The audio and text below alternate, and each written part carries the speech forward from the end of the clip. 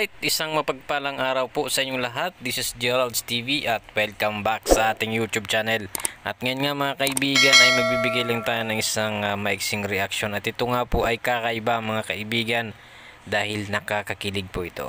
Ito po ay patungkol kay Langga Roel at kay Langga Rochelle na talaga namang hanggang ngayon ay marami pong kinikilig at pinapakilig pa rin, no? ng dalawang ito at syempre marami pa po tayong abangan, no, sa dalawang ito. So ito na nga mga kaibigan, kamakailan ay napanood po natin sa channel ni Rab Matubang Vlogs, no, at mga kaibigan, sa mga bago pa lamang po dito sa ating channel ay pakibisita po ang channel ni Kalingap Rab. Isa po ito sa mga channel ni Kalingap Rab, no, itong Rab Matubang Vlogs, no. Sa mga hindi pa po nakakapagbisita sa kanyang channel ay pakibisita po ng channel niya.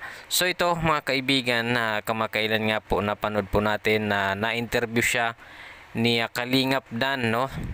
At yun nga mga kaibigan ay kinumusta nga ni Kalingap Dan kung ano na ang kumusta na silang dalawa ni Kalingap Roel or ni Langga Roel at ni Rochelle. At ito nga ay talagang nakakakilig ang mga sinabi ni Rochelle, no, dahil nga po ayon sa kanya ay lagi naman po silang nagkikita, no, dahil madalas nga po siyang sunduin, no, sa kanyang school at hinahati dito ni Roel si Rochelle pa uwi ng bahay. Kaya naman nagpapasalamat itong si Rochelle dito kay Roel dahil ayon nga kay Rochelle, no, ay ramdam niya ang pagmamahal at desidido talaga itong si Langga na Roel dito kay Rochelle, no. So meron po tayong video clip mula kay sa channel ni Rab Matubang Vlogs na kung saan ay na-interview po ito ni Kalingap Dan, no. So ito, panoorin po muna natin ang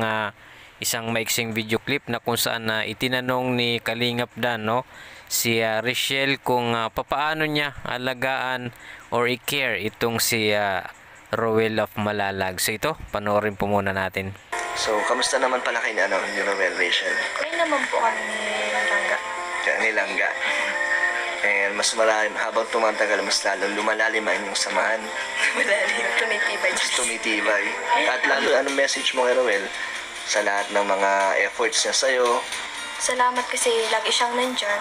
Kapag may kailangan ako, andyan siya palagi. Kapag, lagi niya ako sinusundo. Kaya salamat sa kanya kasi, hindi na ako umuuwing mag-isa. Kaya sobrang, kasi nafe-feel ko yung talagang pagmamahal niya sa'yo. Pagiging seryoso niya. Ang pagmamahal.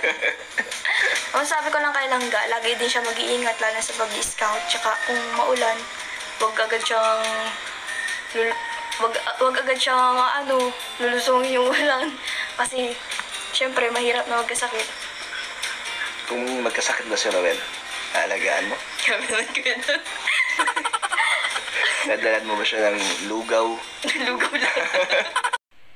So ayun nga mga kaibigan, napanood naman natin at nakita naman natin kung papaano or kung gaano talaga kasaya si Rochelle, no, si Rachel dito kay Roel of Malalag kapag sila nga ay magkasama. At yun nga, maganda yun kay Roel of Malalag na lagi niyang sinusundo rin itong si Rachel, no, para sa akin, para ang alam ko po ay napakalayo po ng school ni Rachel, no, sa kanilang bahay. Kaya okay naman po yun yung ginagawa ni Roel na sinusundo din siya, no. At ayon nga kay Rachel ay para mas mapadali yung kanyang pag-uwi. So yun nga mga kaibigan, nakakakilig, no, dahil kahit busy silang parehas ay may time pa rin sila sa kanilang mga sarili, no, katulad nitong ginagawa ni Roel kapag tapos na mag-scout ay dumidiretso nga ito, or pag may time siya, no, na pwedeng sunduin si Rachel ay pinupunta niya ito. At